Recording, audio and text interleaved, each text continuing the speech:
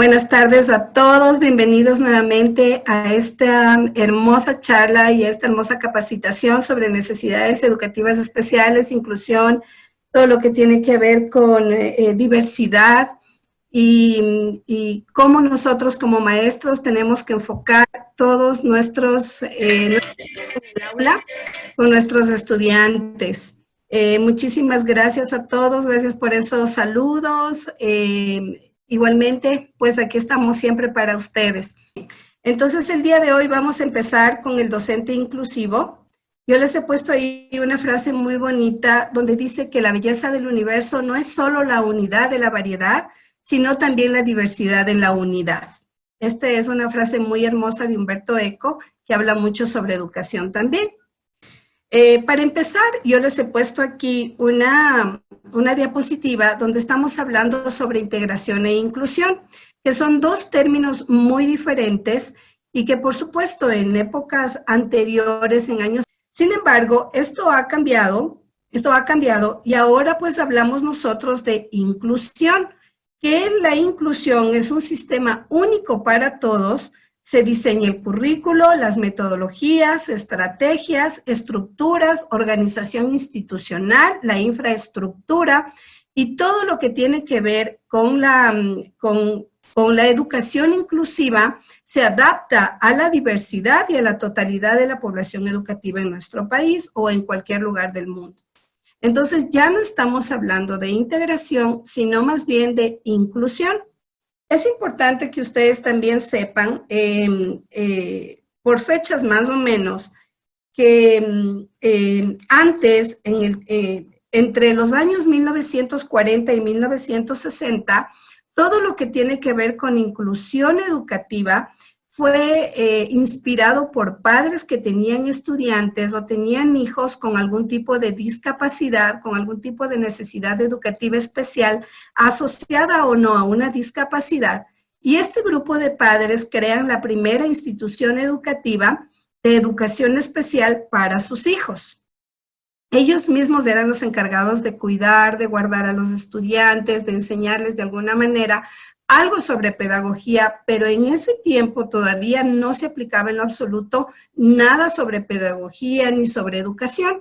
Más bien dicho, este tipo de educación, digámoslo, muy informal, estaba más bien como que en dirección hacia la salud, hacia ejercicios físicos, hacia lo que tenía que ver con una adaptación de los chicos en casa, a cómo manejarse en casa y a no tener que estar todo el tiempo viviendo encerrados, sino más bien dicho para que tengan contacto con otras personas.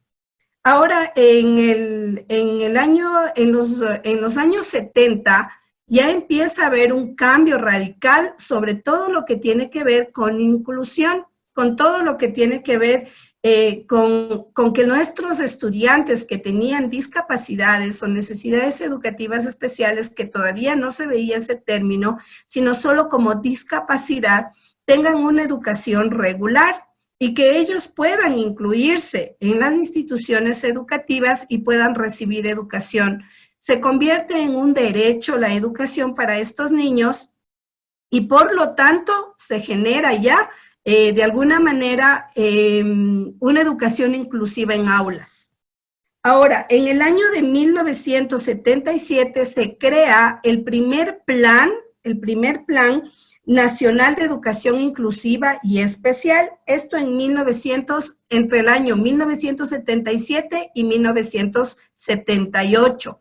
Se reúnen varias autoridades en nuestro país para poder generar este primer plan donde se habla sobre los derechos de los niños con discapacidades, sobre las personas con discapacidades y sobre la educación. Ese es el primer plan que se crea. En los años 80 se crean ya las primeras escuelas de educación especial, varias escuelas a nivel de nuestro país, pero principalmente las que tienen que ver con audición y con ceguera, lo que tiene que ver con discapacidad visual y auditiva. Estas se crean como grandes escuelas en Guayaquil y en Quito. Después se van abriendo otras escuelas, pero no precisamente para estas discapacidades, sino para otras discapacidades. En los años 90 ya se reconoce a la discapacidad y a la educación como parte fundamental de la discapacidad. Es decir, que ya las personas con discapacidades tenían derecho a acceder a la educación. Y es así como se van generando las escuelas y ya se van generando nuevos planes. Ahora, en el año de 1994, en la famosa reunión de Salamanca, se crea ahí, porque esa es la primera reunión que se hace con respecto a lo que tiene que ver con necesidades educativas especiales, y se formula ahí, en este año, que debe haber cambios en el sistema educativo que generen un aprendizaje significativo en los niños con necesidades educativas especiales y con discapacidades.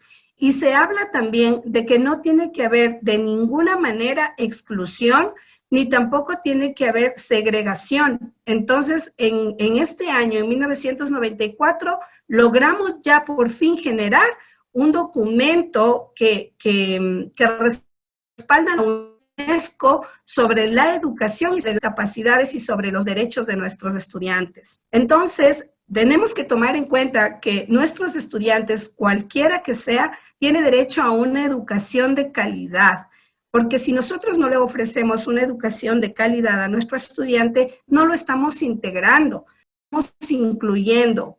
¿Por qué los niños con necesidades educativas especiales o discapacidades no podrían acceder a una educación de calidad? Entonces aquí ya se habla sobre los derechos de los niños. Les decía que en la última reunión, en 1994 de Salamanca, en esta reunión donde se habla sobre necesidades educativas especiales y discapacidades, se habla ya sobre una normativa sobre derechos para los niños con este tipo de dificultades.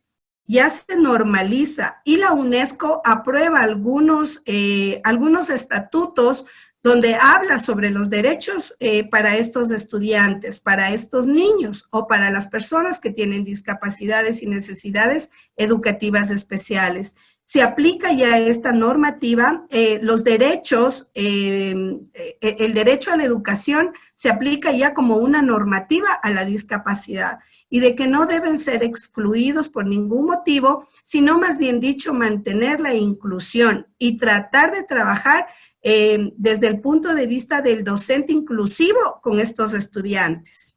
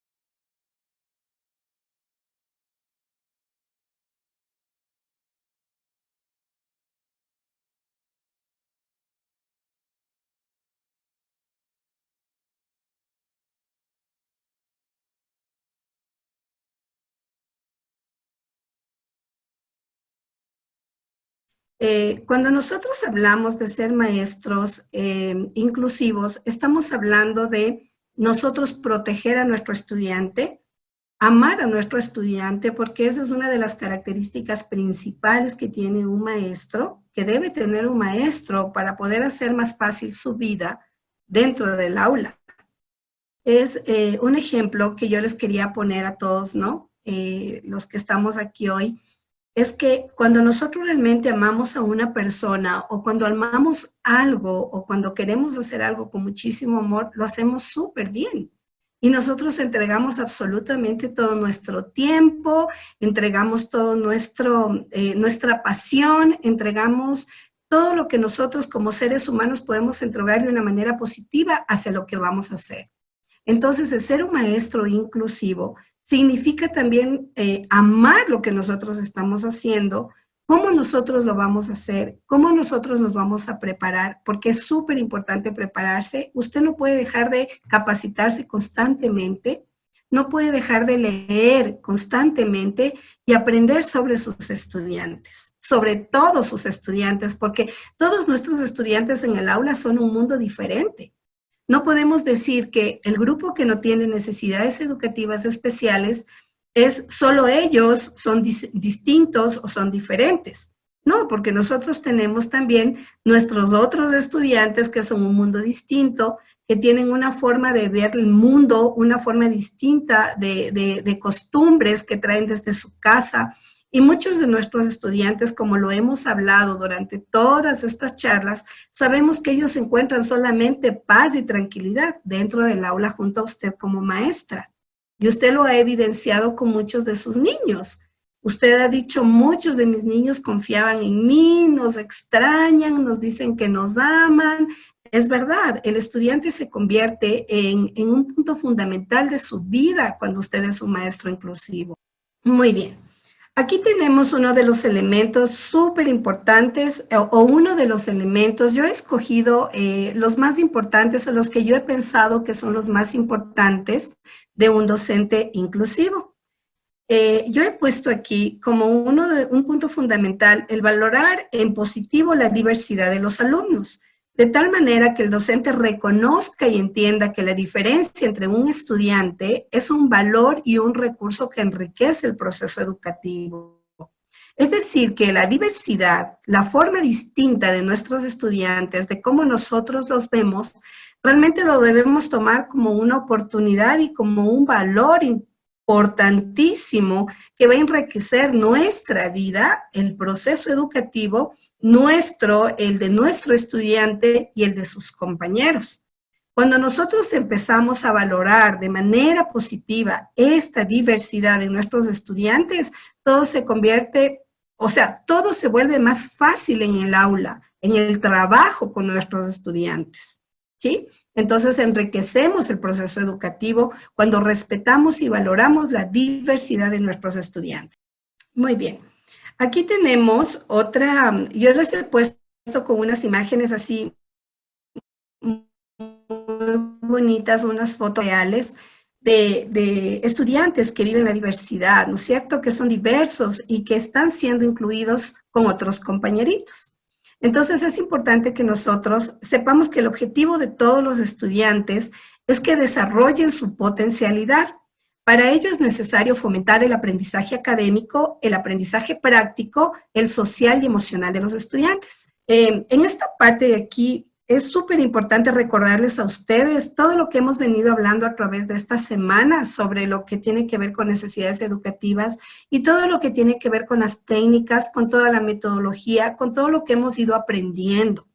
Porque nuestros estudiantes con necesidades educativas especiales y nuestros niños regulares tienen potencialidades impresionantes, que si nosotros sabemos cómo trabajar esas potencialidades, vamos a tener excelentes chicos, excelentes estudiantes.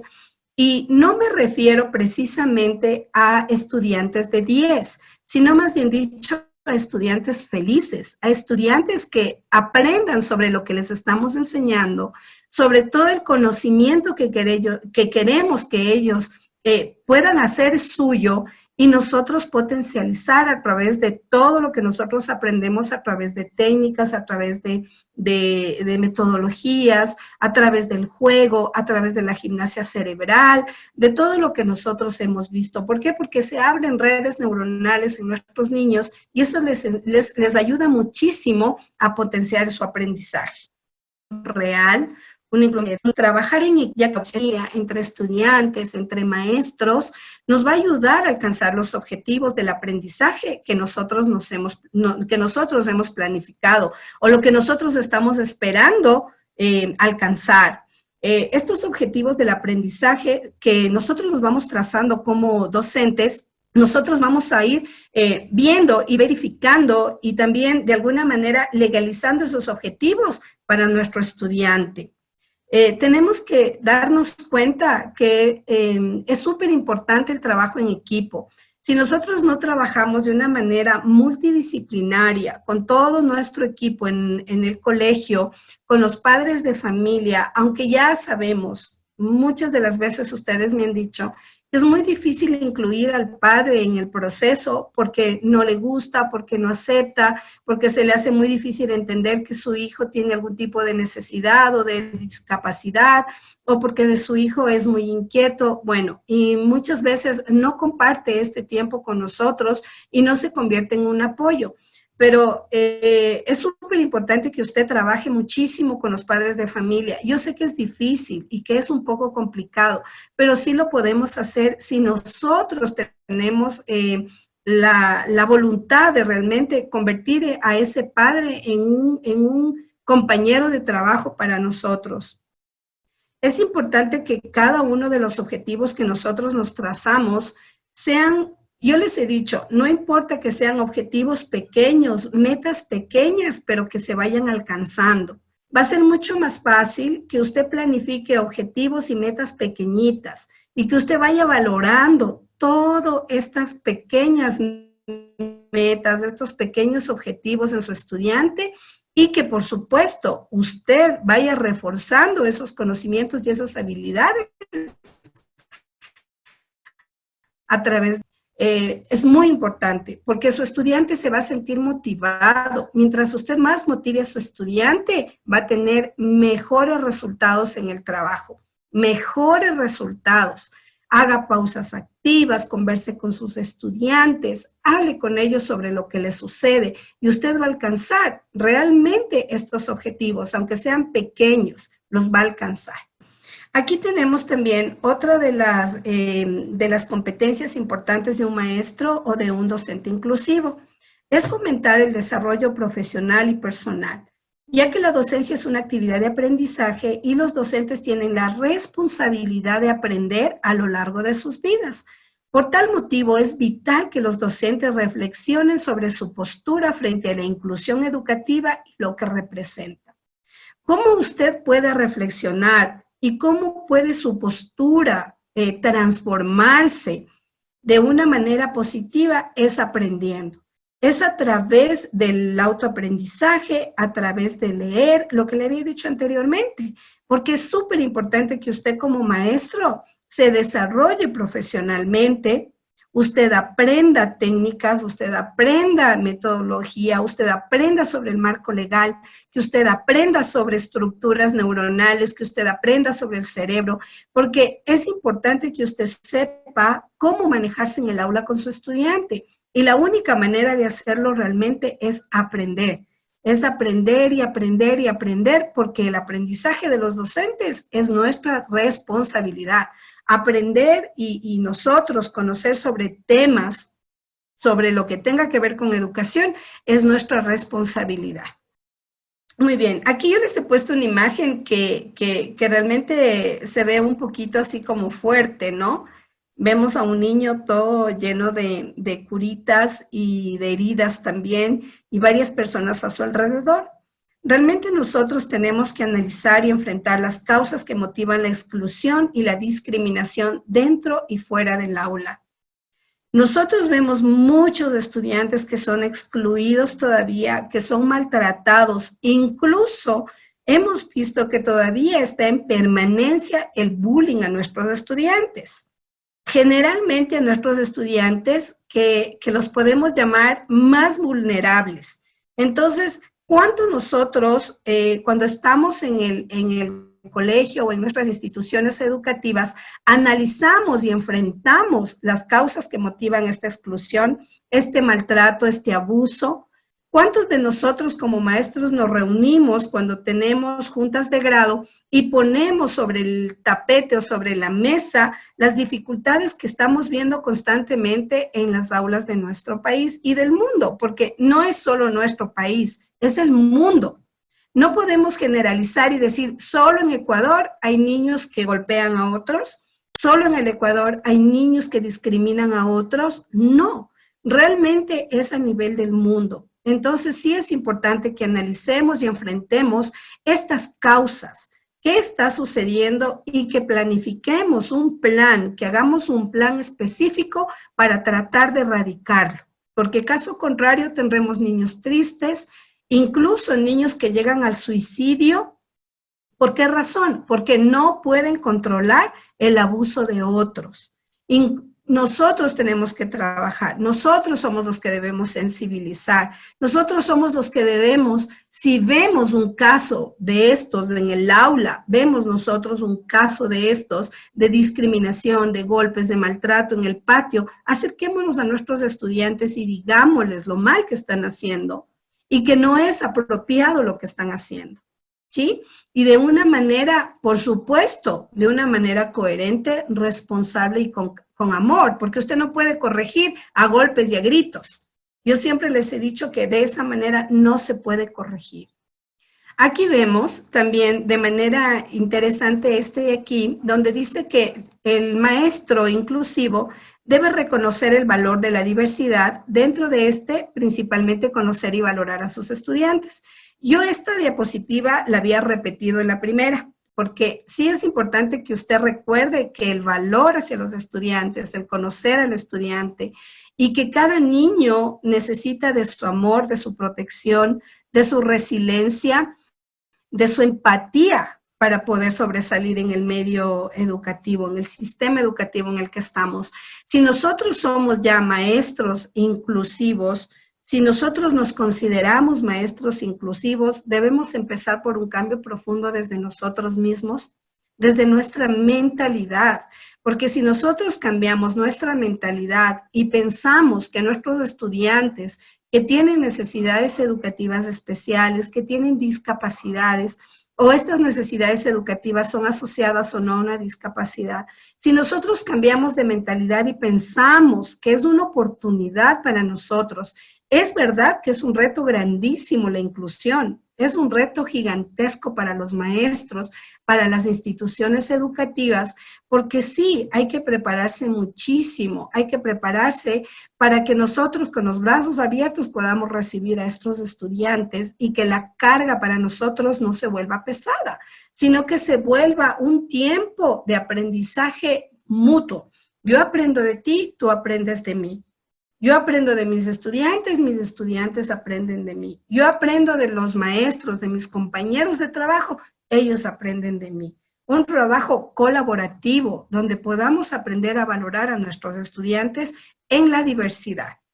Aquí he puesto otra también muy interesante, donde dice que muchos de las instituciones educativas, los padres, los maestros, tenemos que empezar a implementar estrategias didácticas reales y productivas y que cada proyecto inclusivo enriquezca la experiencia de enseñanza-aprendizaje para que los alumnos sean apoyados en este aprendizaje.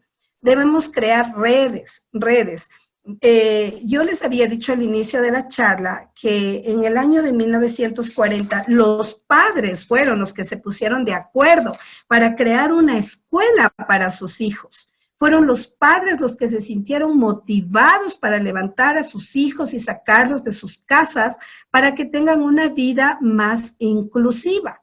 En ese tiempo integrada, pero sí, realmente si nosotros vemos el trasfondo, podemos hablar de que estos padres lo que querían era incluir a sus hijos en una sociedad que en ese tiempo no era justa.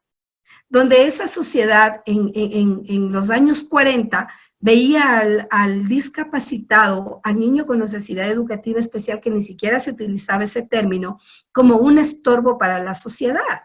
Entonces, estos padres, decidieron ser maestros, tutores, decidieron ser cuidadores de sus hijos, decidieron ser padres que cocinaban en los centros para sus hijos, pero de alguna manera recibían ya ese acompañamiento de otras personas y tenían esta relación con otros chicos que tenían sus mismas condiciones y vivían sus mismas condiciones, pero ya habían salido de sus casas. Entonces, mire, es importante entender que los padres, cuando se sienten motivados, realmente quieren hacer por sus hijos lo que cualquier otra persona no lo hiciera, por amor a sus hijos. Entonces, sí es importante que hagamos también y que nosotros construyamos y implementemos estrategias didácticas y redes entre nosotros. A ver, mira, a mí me sirve este tipo de estrategias didácticas con este estudiante. A ti de pronto no te está funcionando tu estrategia, utiliza la mía. ¿Por qué? Porque nosotros como maestros somos los únicos que conocemos a nuestros estudiantes a fondo. Es verdad que muchas veces decimos, ¿cómo es que para las adaptaciones curriculares nosotros como maestros las vamos a hacer si eso se encarga el DESE? La realidad es que nosotros como maestros tenemos la obligación de hacer estas adaptaciones curriculares y pertenecer a este grupo multidisciplinario porque nadie conoce mejor que usted a su estudiante. Usted sabe cuál es su falla, cuáles son sus problemas, cuáles son sus inquietudes, cómo usted le puede ayudar a mejorar a través de las estrategias que usted aprenda. Muy bien, esto es lo que les decía, ¿no? Crear redes de apoyo con otros docentes y profesionales educativos y sanitarios para que los alumnos con algún tipo de discapacidad, sea cual sea o necesidad educativa especial, pueda ser canalizado, atendido pertinentemente y con ello favorecer su inclusión dentro de una comunidad de aprendizaje. Es muy importante que todos nos demos la mano para sacar a un estudiante con una dificultad, con una necesidad educativa especial, con una discapacidad. Es pertinente que nosotros nos complementemos y nos fortalezcamos muchísimo como comunidad educativa para ayudar a nuestros estudiantes. Aquí tenemos una característica muy específica donde dice, ¿no?, que crear una comunidad de aprendizaje donde todos sus miembros coexistan, participen y trabajen colaborativamente. Es lo que les había dicho anteriormente. Les puse esa imagen donde vemos ahí unas manos que se están sosteniendo, tanto maestros como alumnos. Entonces, si nosotros sostenemos a nuestros estudiantes que tienen estas dificultades, realmente los vamos a poder levantar. No deje a su estudiante solo por ningún motivo. Ayúdelo hasta el final. Siéntase capaz de que este reto tan grande del ser un maestro inclusivo es sí un reto complicado, pero no es un reto que usted no lo pueda alcanzar y que usted no lo pueda lograr si usted con voluntad, con amor, con aprendizaje, con conocimientos, con inteligencia, usted no lo pueda lograr. Si usted se prepara, lo va a lograr. Realmente va a tener estudiantes participativos, estudiantes que coexistan de una manera de una manera tranquila, de una manera que se convierta de una forma fácil de trabajar, ¿sí? Muy bien. Aquí yo les he puesto unas fotografías de algunos famosos y de algunas personas muy inteligentes y muy intelectuales también. ¿Y por qué les he puesto estas fotografías? Porque realmente como maestros inclusivos es nuestra obligación definitivamente y nuestra responsabilidad convertir a nuestros estudiantes en seres humanos influyentes, que se puedan desarrollar intelectualmente y que ellos puedan defenderse en un mundo donde sí se van a encontrar con muchísimas barreras, pero que realmente van a poder de alguna manera ellos también defenderse frente al mundo. Aquí hemos visto un montón de fotos, yo les he puesto de algunas personas, incluyendo a Messi, incluyendo a Beethoven, les he puesto a muchas personas, a pintores, que han podido trabajar a través del desempeño de sus maestros, Muchos de estos personajes hablan de que sí, recibieron todo el apoyo de sus familias, pero que realmente a quienes le agradecen su esfuerzo, su trabajo y su motivación es a sus maestros, porque sus maestros no se dieron por vencidos. Por ningún motivo se dieron por vencidos con sus estudiantes y lograron ver en ellos potencialidades que otros no veían, que incluso sus propias familias no veían. Entonces, estos maestros, estos docentes inclusivos fueron los que sacaron a estos niños adelante y se convirtieron en seres humanos influyentes positivos para el mundo. Entonces, ¿por qué no nuestros estudiantes pueden convertirse en seres humanos influyentes, seres humanos buenos, seres humanos sanos y seres humanos que puedan ayudar a otros seres humanos que tengan las mismas dificultades o no tengan las mismas dificultades?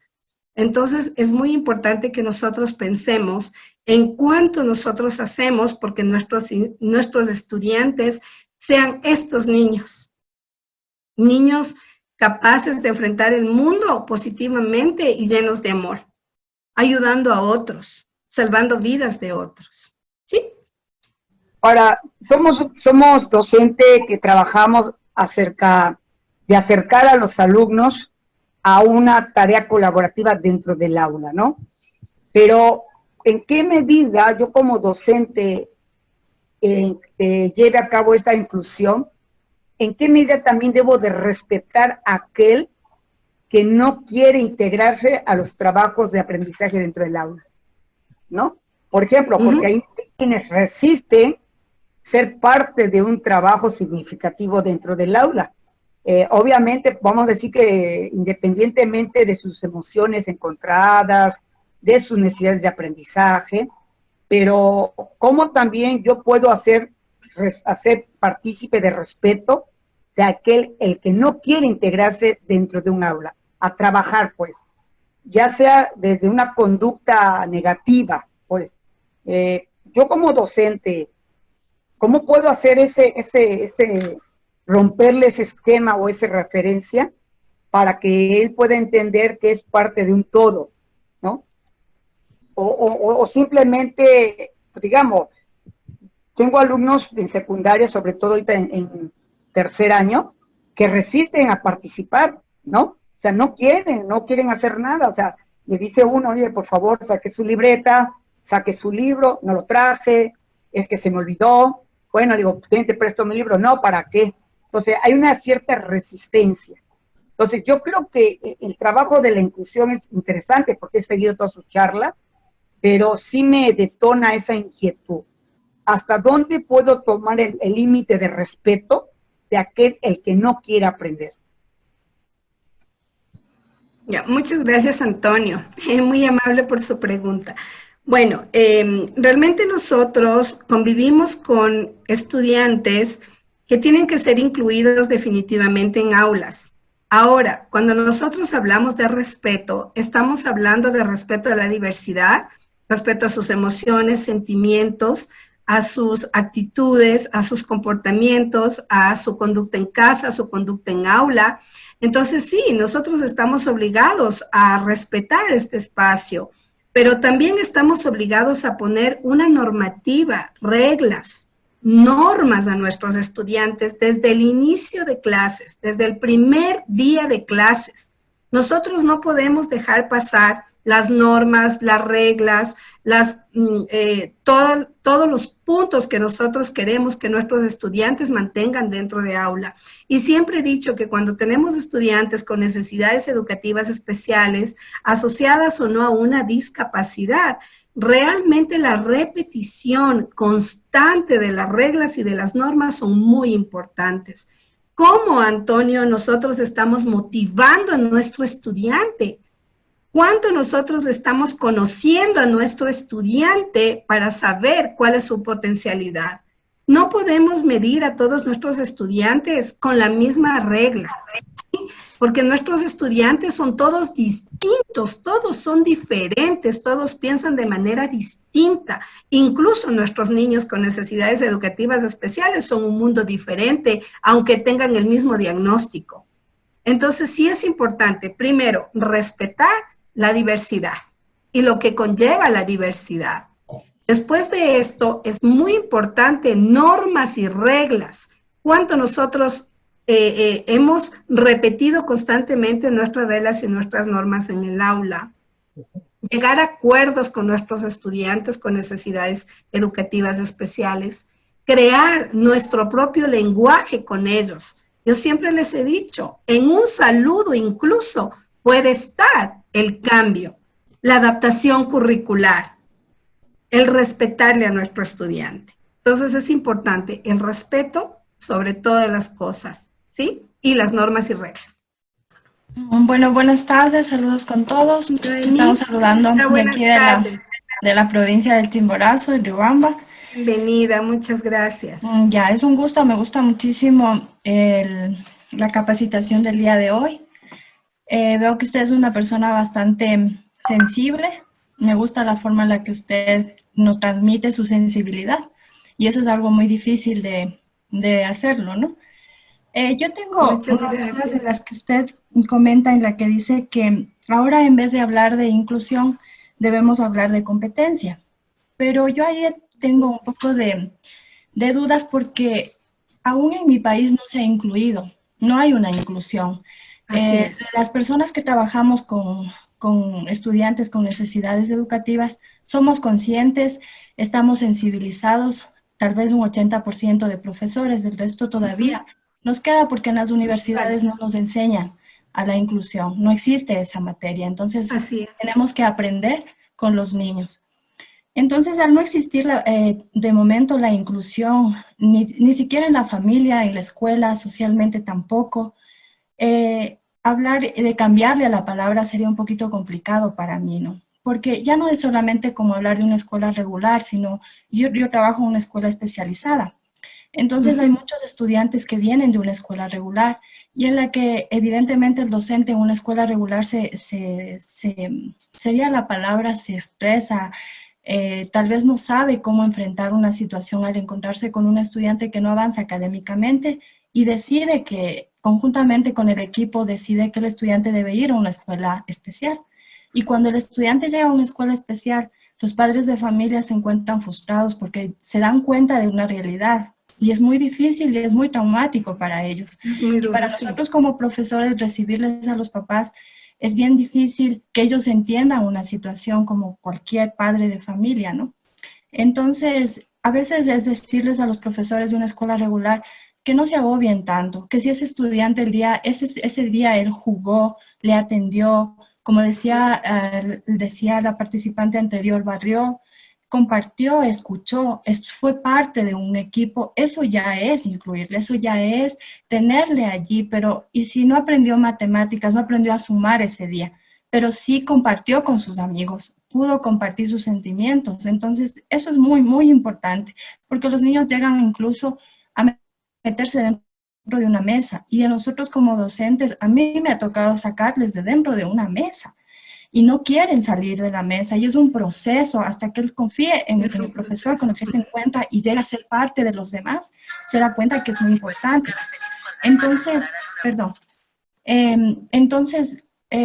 ahí es como un poco, yo pienso que aquí tenemos una falencia bastante, bastante grande. Se habla mucho de la inclusión, se habla, pero no hay actividades sociales, no hay deporte, siempre estamos excluidos. Los estudiantes de educación especial lo hacen ahora, los estudiantes de la escuela regular, no hay una participación entre escuelas, yo eso no veo en el arte donde se unan, o sea, no existe una inclusión dentro de la educación, estamos segregados los estudiantes de educación especializada. Yo me siento así como profesor. Nos invitan a actos, por ejemplo, culturales, nos invitan, pero no participamos. No participamos y no nos merecemos el premio que se está dando con todos. Incluso la participación ha sido muy bonita, pero somos invitados.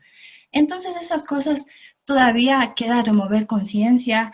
Lo que usted dice es muy cierto y con lo que usted decía, aparte de la profe que decía, que me apunté aquí para no olvidarme, decía ella que cuando su estudiante había barrido, ¿no? O sea, qué bien. Pero recordemos que en Japón los estudiantes barren, limpian los baños y no son niños especiales. no son niños con necesidades educativas, son niños de una escuela regular.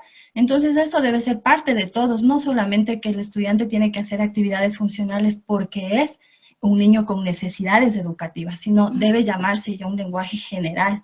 Y el estudiante con necesidades educativas aprende despacio, si es que aprende, porque tal vez depende su nivel de discapacidad, ¿no?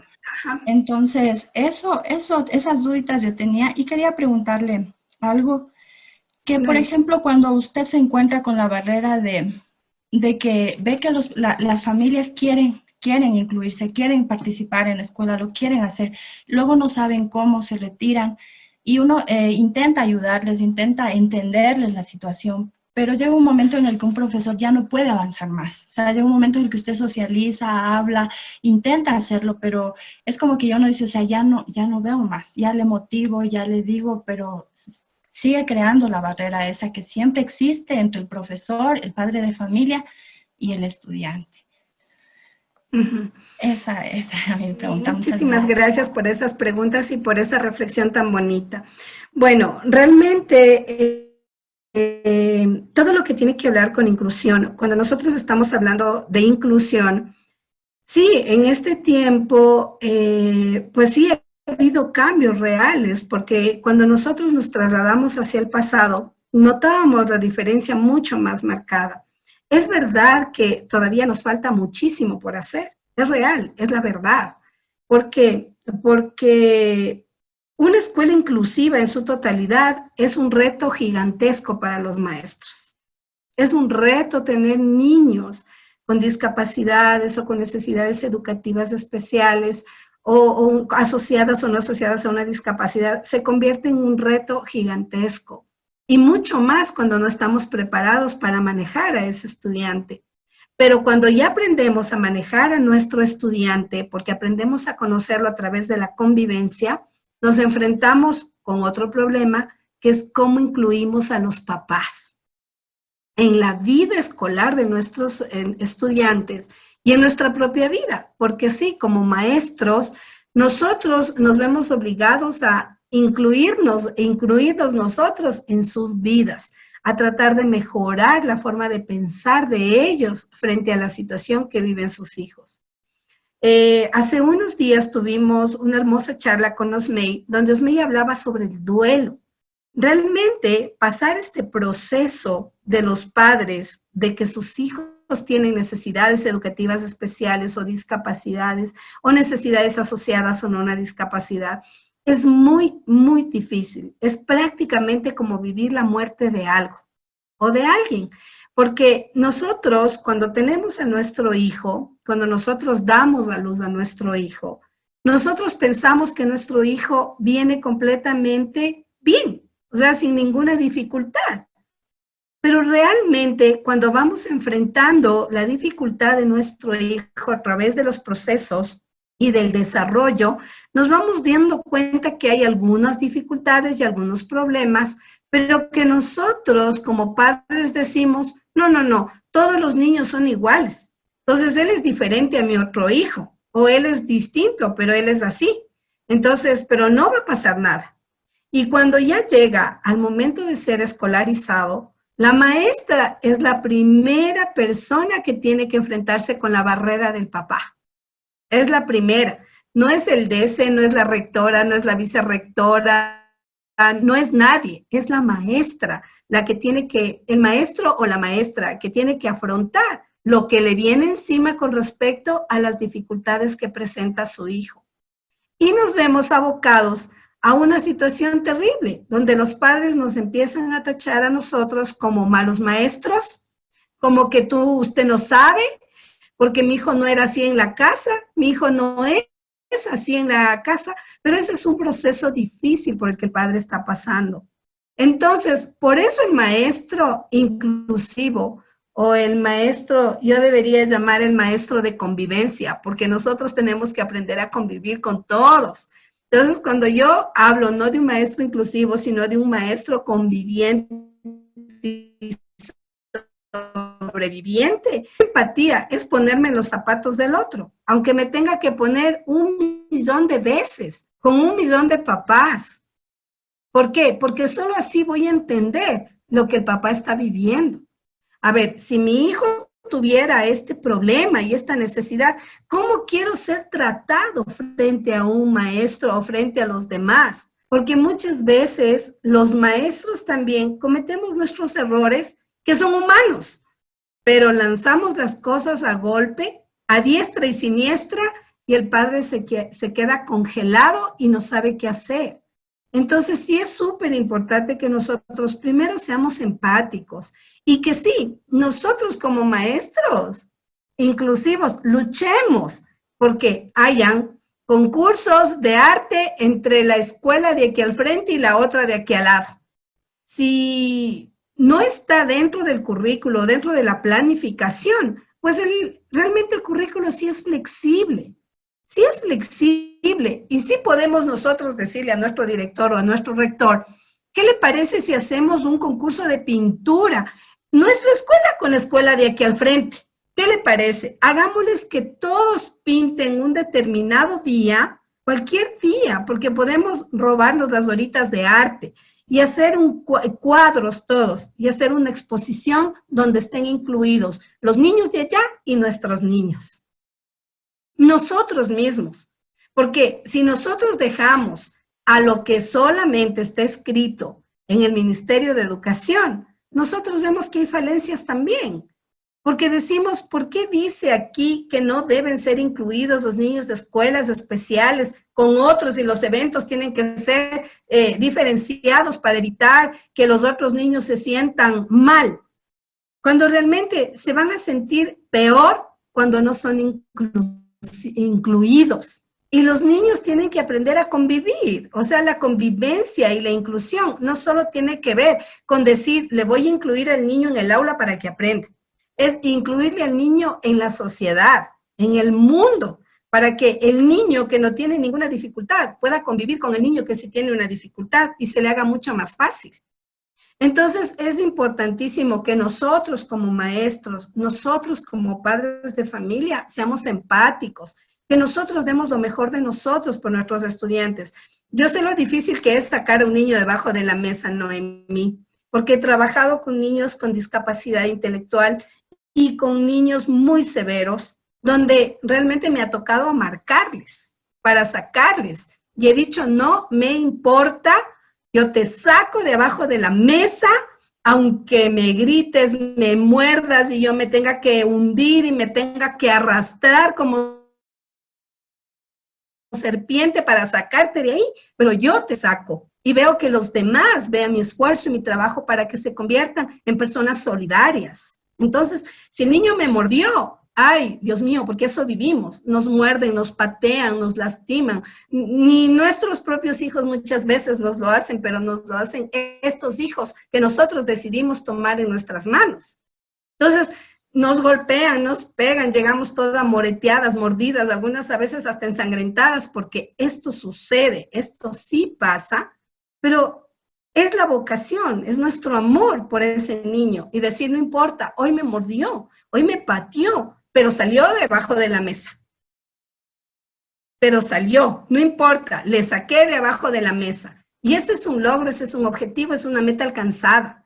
Y es verdad, valoremos y nosotros también agradezcamos cada detalle de nuestro estudiante. Nos olvidamos. ¿Cuántos de nosotros como maestros nos preocupamos por preguntar a nuestro estudiante, ¿cómo estás hoy? ¡Qué bien lo hiciste! ¡Wow! Eres brillante, realmente lo eres. Porque esas cosas motivan y esas cosas llenan. La parte emocional es tan importante, tanto para usted como maestro, como para su estudiante y como para los padres de familia. Trabajar la inteligencia emocional es tan importante porque todo se hace con calma. Si usted le grita a un padre de familia, recuerde que el padre de familia le va a gritar el doble. Si usted se enfrenta a un estudiante, su estudiante se va a enfrentar a usted. Entonces, siempre hay que mantener la calma, ser pasivo, respirar. Haga ejercicios de respiración porque no nos queda otra alternativa. Entramos respirando, vamos al baño respirando, salimos respirando, nos vamos respirando, porque es la única forma de que nuestro cerebro se calme y haga una pausa. Entonces tiene que hacerlo. Eso es, Noemi. Muchas gracias. Bueno, por interno están preguntando qué hacer cuando un docente dice yo no he tenido experiencia para trabajar con estudiantes de necesidades educativas, y también están preguntando cómo podemos trabajar con los estudiantes de necesidades educativas ahora que todo es virtual y que no podemos tenerlo cerca como para poder guiarles de mejor manera.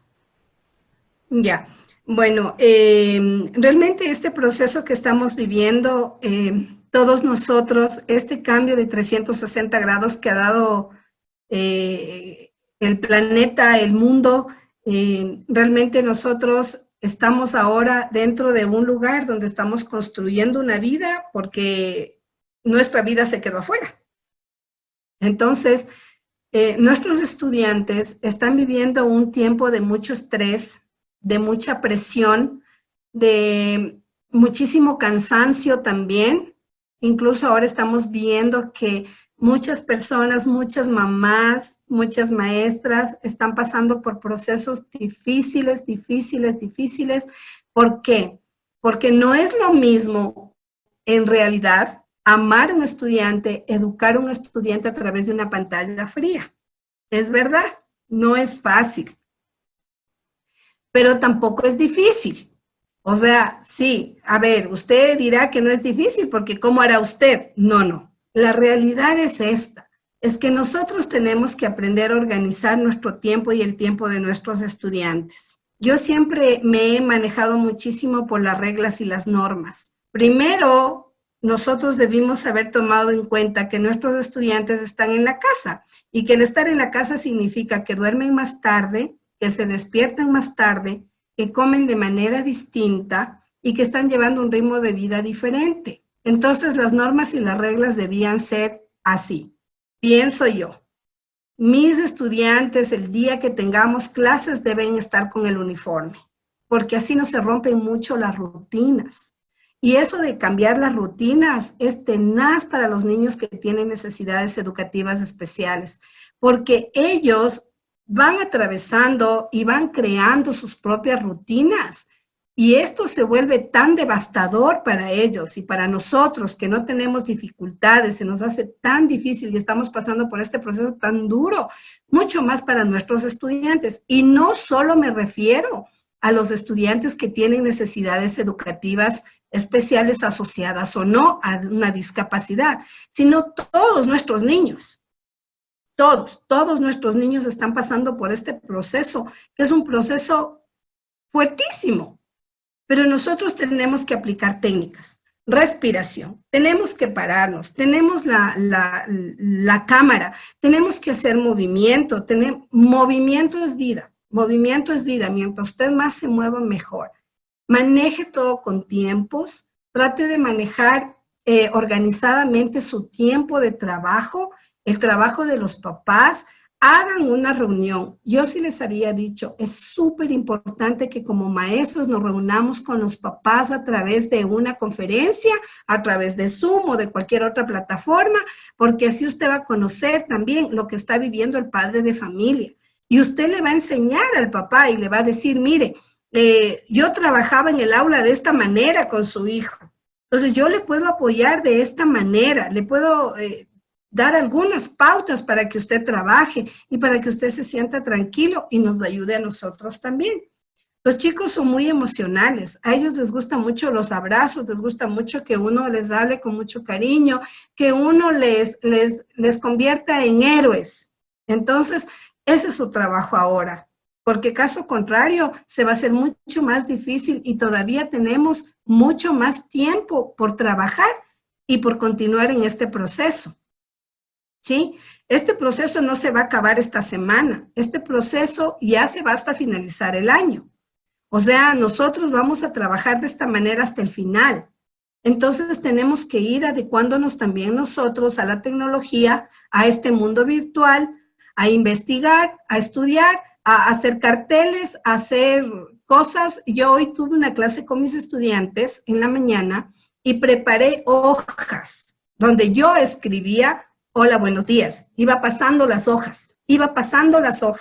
Y mis estudiantes me buscaban y no me encontraban, porque mis estudiantes tienen discapacidades, algunas. Entonces ellos me buscaban y yo pasaba las hojas y pasaba las hojas y ellos me buscaban y me buscaban. Cuando ya terminé de pasar las hojas, todos decían, pensamos que te fuiste. Pero sí vimos tu saludo, sí vimos que estabas feliz, sí vimos que estabas alegre. ¿Por qué? Porque les dibujé caritas felices, porque les dibujé mis manos saludando, pegué una foto de mi rostro en un papel. O sea, trato de buscar un montón de estrategias para poder llegar a mis estudiantes y que mis estudiantes no me extrañen tanto como para que no quieran trabajar y quieran decir, ya hasta aquí se acabó todo. Tengo que motivar a mi estudiante todos los días, constantemente. ¿Es un trabajo duro? Sí, pero eso es lo que nos gusta hacer. Amamos nuestro trabajo. Entonces hay que hacerlo. Busque estrategias, busque metodologías, póngales videos. Hay un montón de videos interesantes sobre las clases ahora con esto de que estamos haciéndolo todo por internet. Hay un montón de videos que ya se han ido creando que a usted le van a servir para dar sus clases.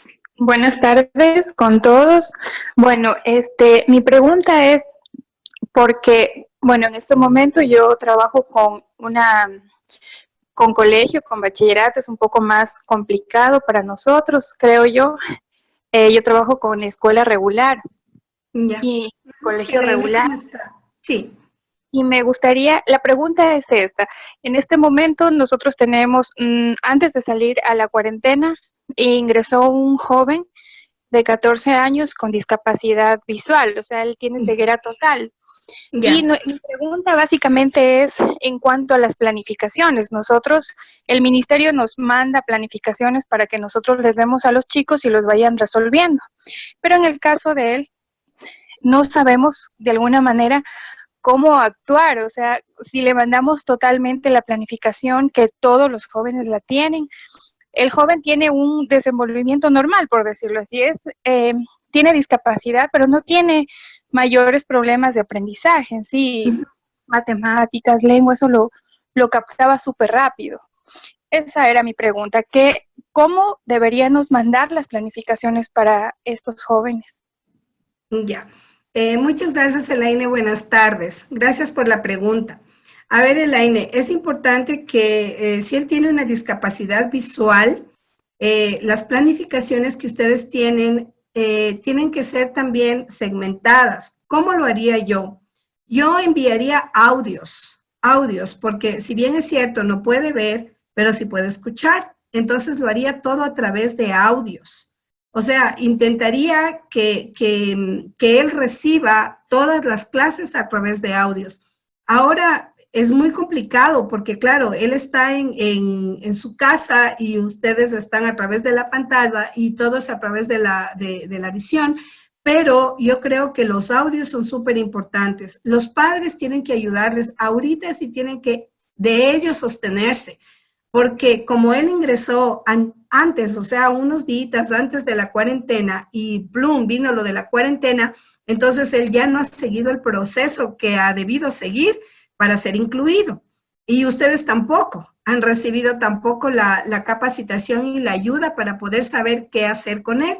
Pero yo pienso que trabajar a través de audios es muy importante, a través de videos y ver, o sea, porque si él no tiene ninguna dificultad en los aprendizajes y en poder aprender, tampoco se le va a ser difícil a él establecer el orden, ¿no? Con respecto a lo que ustedes tienen que darle. Hágalo a través de audios, a través de la palabra, de enviarles ustedes sus audios a través del WhatsApp, a través tendrían que definitivamente también, pienso yo que es una posibilidad, que independientemente ustedes se puedan reunir con él solo, para que le puedan explicar lo que está pasando, para que él de alguna manera también se sensibilice y entienda este proceso.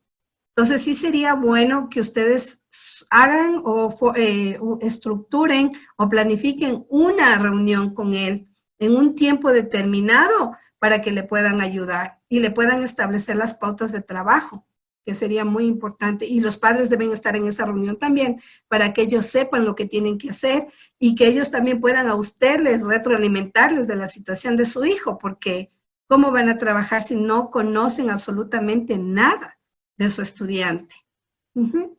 Eso sería, Elaine. Buenas tardes, ¿cómo está? Sí, ¿Cómo está, efectivamente, Andrés? Buenas tardes. un gusto saludarla. Muchas gracias. Realmente la charla que he escuchado de todo lo que usted ha mencionado ha sido muy práctico, muy valioso. La reflexión que yo tengo al respecto en cuanto a lo que se pudo ver en las diapositivas es que no se trata de buscar enseñanzas especiales para alumnos especiales, está claro, sino una enseñanza y un aprendizaje eficiente para todos. Entonces, ahí es donde el maestro juega un rol muy importante. ¿Por qué? Porque el maestro a futuro es el que organiza, el que interactúa con el estudiante, es el que lleva el conocimiento, ¿no?, a cada uno de esos estudiantes. Y este conocimiento puede resultar muy significativo, pero dependiendo también la estimulación que le dé el docente a sus estudiantes. Entonces, ese papel es fundamental, ¿no? La motivación. Incluso usted acabó de mencionar hace pocos minutos sobre la inteligencia emocional, ¿no? Desde luego, hay que también animar al estudiante, hay que motivar al estudiante para que él se sienta también incluido dentro de sus compañeritos, ¿no? Entonces, cuando uno realmente toma en consideración todos estos puntitos, desde luego, el aprendizaje va a ser muy significativo para ellos y ese aprendizaje, desde luego, le va a quedar para toda la vida. Entonces, el maestro siempre, cada vez y cuando, tiene que ir adaptándose, ¿no?, a cada una de las realidades que tiene cada estudiante. Y de acuerdo a eso, motivarlo. Entonces, indudablemente, cuando uno aplica todas estas situaciones o todas se puede decir, ideas que se le da al docente, vamos a tener estudiantes realmente de calidad, estudiantes que realmente se formen con un criterio óptimo y que a su vez ellos se integren en la sociedad actual, que eso es lo que realmente queremos. Entonces, la felicito por toda la capacitación que usted nos ha dado, excelente, y realmente no tengo estudiantes con discapacidad, no realmente, pero sí veo cómo el docente tiene que manejar la situación, cómo tiene que manejar también con los representantes, con los padres de familia, qué hacer ante esa situación, cómo también llevar a cabo una planificación para ellos. Indudablemente es un reto para cada uno de nosotros, pero sin embargo, cuando uno le pone empeño, ganas, como se mencionó también, amor a esta profesión, indudablemente uno lo lleva a cabo y lo cumple, logrando los mejores éxitos para los estudiantes. Y desde luego, muchísimas gracias por esta capacitación que desde luego nos sirve de mucho para cada uno de los docentes. Muchísimas gracias, Andrés. Muy amable. Es verdad, realmente el incluir a nuestros estudiantes es no solamente incluirle al aula, como les había dicho, sino a la sociedad. Es un trabajo muy arduo, es un trabajo muy duro. Y es verdad, hoy de pronto este año no tenemos estudiantes con necesidades educativas especiales, pero el próximo de pronto sí. Entonces sí es muy importante que nosotros nos preparemos, de que nosotros estemos listos para acoger a nuestros estudiantes en las aulas.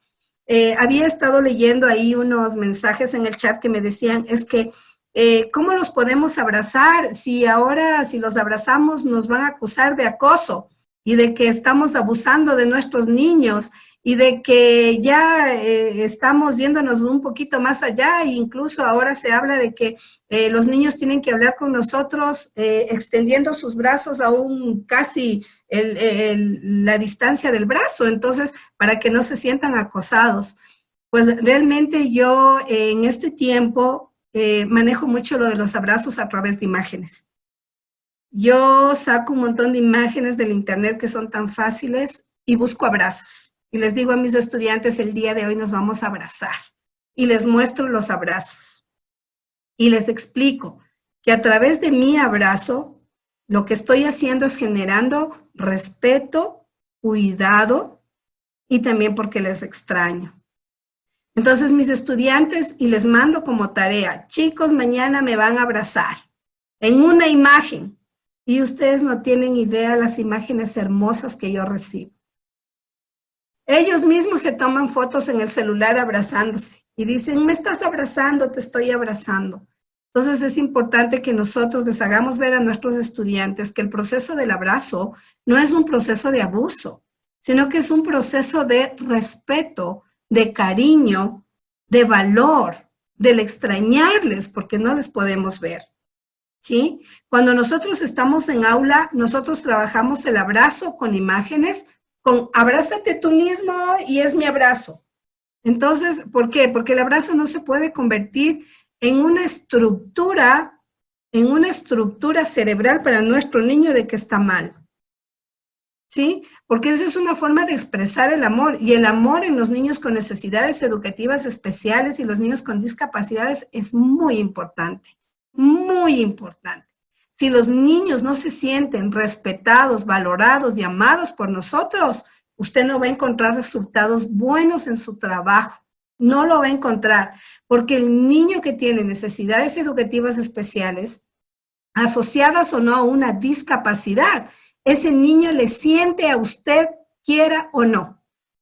Y va a saber cuando usted lo rechaza.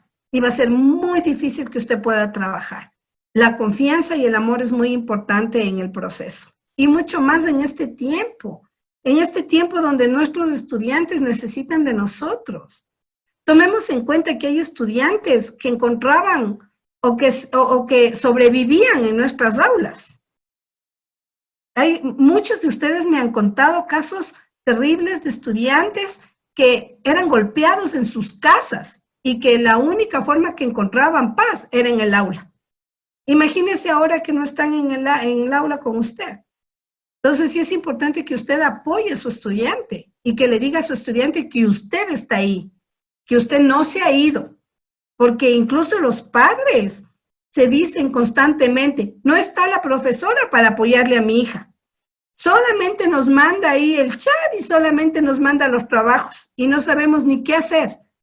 Entonces usted tiene que ser un personaje importante, un actor en la vida del niño, en la vida del estudiante, en la vida del padre, porque no nos queda otra alternativa, para eso somos maestros. Tomamos esta carrera o esta profesión en nuestras manos y en nuestra vida, y es lo más lindo del mundo ser docente. Lo más hermoso, es la profesión más linda que a usted le puede generar cosas maravillosas, que no tienen que ver con lo material, tienen que ver con lo espiritual y con lo emocional. Son cosas que usted no las va a recibir en dinero, en cosas, en regalos, no. Usted lo va a recibir en agradecimiento constante por el trabajo que usted haga. O sea, usted no puede esperar que va a recibir mucho. No, usted va a recibir más de corazón, de emociones, de ver a su estudiante que ha logrado y alcanzado graduarse del colegio cuando estaba en primero de básica y usted le ayudó a leer y escribir. Y que sí, aprendió matemáticas y que todavía se cuenta con los deditos para sumar, pero aprendió a sumar, pues. ¿Sí? Entonces, son cosas que usted debe llevarse y son cosas que usted se va a llevar. Es el agradecimiento de sus estudiantes, de que cuando le vean en la calle, le abracen y le digan, profe, gracias a usted pude salir adelante. O sea, esas son las cosas por las que usted tiene que motivarse. Son recibir el agradecimiento constante de sus estudiantes, porque ¿por qué nos hicimos docentes? Para salvar vidas, para levantarlos, para sacarlos adelante, para que sean buenos seres humanos. Que no queremos seres humanos crueles y malvados. Queremos seres humanos buenos que aprendan a amarse y amar a los demás para poder salir adelante. Sí, buenas tardes y muchas gracias por permitirme en esta tarde estar aquí en esta capacitación. Gracias a usted, Indudablemente sí. Voy a robarle unas cuantas palabras. En realidad es un reto. Tengo un niño con discapacidad, síndrome de Down, 35%. Y es el primer año que tuve la experiencia. Me dieron el grado, me dieron la gran responsabilidad de este niño y me dio miedo porque era la primera vez. Pero era un reto, como dice usted. Fue un reto para mí porque me dije yo misma, este niño va a lograr lo que tal vez no logró en años pasados. Era un niño totalmente agresivo, era un niño que no estaba dentro del aula y que yo misma me puse ese objetivo de lograr. ¿Y cómo lo logré? Buscando ayuda profesional. Estaba la psicóloga, estaba personal que me ayudaba, y gracias a esto, pero más que todo por mí, yo descubrí en el niño en que si yo le daba confianza a este niño que era agresivo, podía darle de pronto una posibilidad de que él pudiera estar dentro del aula. ¿Qué pasó? Efectivamente, tuve muchos resultados y muy buenos. El niño estuvo dentro del aula y no sabe lo amoroso que es ahora este niño. No sabe cómo me besa ahora en la mejilla cada vez que iba a mi aula. No sabe las veces que él decía, no hablaba, pero las veces como me lo demostraba. Las actitudes cambiaron. Muchas cosas cambiaron. Entonces, pienso yo que la confianza es lo primero. Y luego el amor que le damos hacia los niños. Porque como usted dice, si nosotros no tenemos esa vocación, no tenemos ese amor, y yo me quise dar por vencida, porque pensé que no lo iba a lograr. Pero ustedes no saben el sentimiento que uno tiene cuando sabe que lo ha logrado. Y más que todo por un sueldo, más allá de todo eso, es el sentimiento. He trabajado con niños de segundo grado y me encanta trabajar con niños de segundo grado. Porque sabe la satisfacción que uno siente cuando el niño ya sabe leer y no sabe ese reto que uno se da. Y muchas veces los padres no interesa si no lo aprecian, no importa.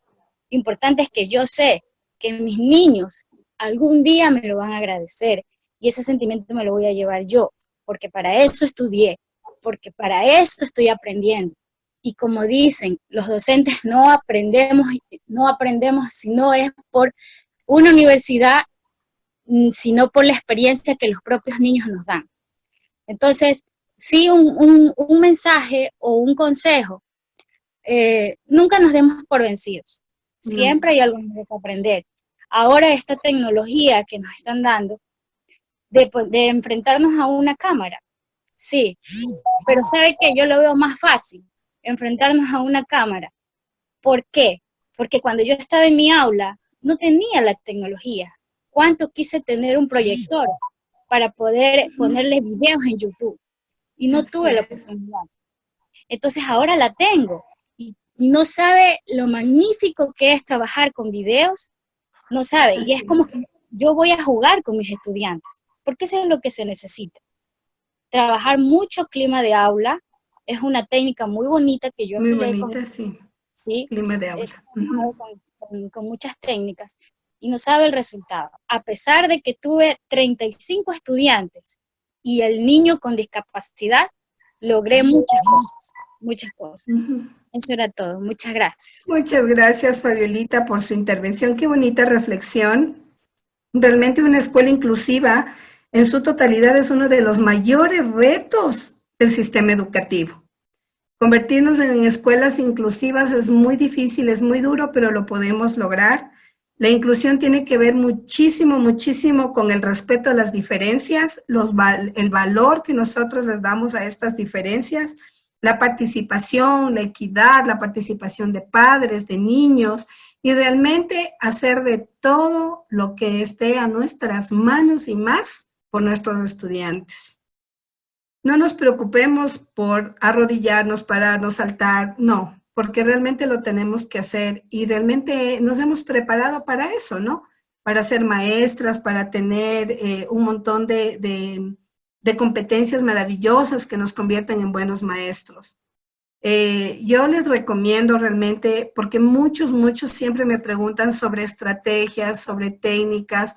Son tiempos muy cortos los que nosotros damos en las charlas y quisiéramos realmente invadirles de conocimiento para que ustedes puedan sentirse más tranquilos frente a las necesidades educativas especiales de sus estudiantes. Y realmente todo lo que nosotros les damos son pequeñas capsulitas de todo lo que podemos saber o lo poquito que podamos saber para que ustedes aprendan. Pero yo sí les recomiendo, es una recomendación realmente y es una sugerencia que yo les hago, que ustedes son maestros, somos docentes y realmente necesitamos aprender de estas cosas, son importantísimas. Ahora se va a abrir este curso, el del experto en necesidades educativas especiales, que lo hemos venido hablando constantemente, donde usted va a aprender realmente súper bien todo lo que tiene que ver con necesidades educativas especiales. Estrategias, técnicas, marco legal, cómo trabajar, clima en el aula, fuera del aula, trabajar con niños, trabajar con los padres, trabajar con los otros compañeros de trabajo, cómo formular mis estrategias, cómo formular mis metodologías, qué debo hacer, qué no debo hacer como docente inclusivo. O sea, todo eso usted lo va a encontrar. Entonces, realmente lo que nosotros les damos son pequeñas pautas sobre lo que usted debe hacer en el aula para convertirse en un docente inclusivo real y verdadero. Entonces, yo sí le recomiendo, autoedúquese mucho, lea mucho, no se preocupe que si una técnica no le funciona, le va a funcionar otra y otra y otra y otra, y aunque se caiga y se vuelva a caer y diga, ay, me equivoqué, pues no importa, va a encontrar la solución a esa equivocación y va a poder hacer un mejor trabajo con sus estudiantes. No se dé por vencido, no bote la toalla en la primera discusión que vaya a tener con un papá. O en el primer momento en el que su estudiante le dice, hoy no quiero trabajar. O en el que su estudiante hoy le mordió, le golpeó, le lastimó. No se sienta incómodo ni se sienta mal cuando su estudiante le dice, hoy simplemente no voy a trabajar contigo porque no te quiero. Y usted tenga que enfrentarse emocionalmente a que su estudiante primero no le quiere y después no quiere trabajar. Entonces, ¿cómo usted maneja su área emocional? Cuando mis estudiantes con discapacidades me dicen, hoy no te quiero, yo les digo, yo te quiero el doble por ti, porque hoy no me quieres. Entonces yo te quiero más y se ríen o se van más enojados por ahí, pero bueno, ya después regresan. Entonces sí, seamos nosotros más empáticos también con nuestros niños, ¿no?